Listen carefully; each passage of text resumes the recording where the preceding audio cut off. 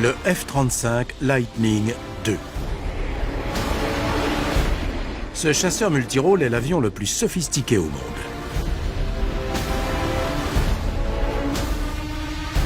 Il est capable d'éliminer des menaces aériennes ou terrestres. Il sera utilisé par les armées de 9 nations partenaires, dont la RAF au Royaume-Uni, l'armée de l'air italienne et l'armée de l'air royale danoise. Le F-35 est le système d'armement le plus perfectionné au monde.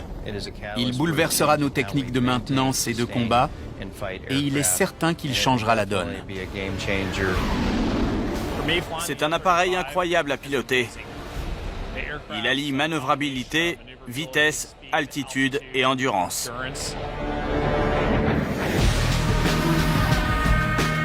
L'appareil se décline en 3 versions.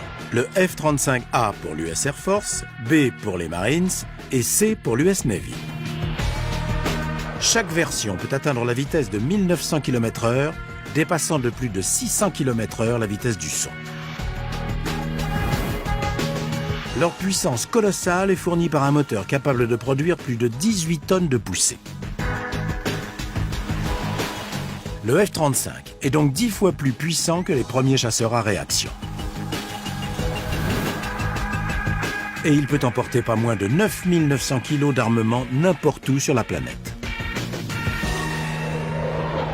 Le F-35 est l'avion le plus performant, le plus sécurisant, le plus meurtrier, le plus adaptable et le plus flexible du monde à ce jour.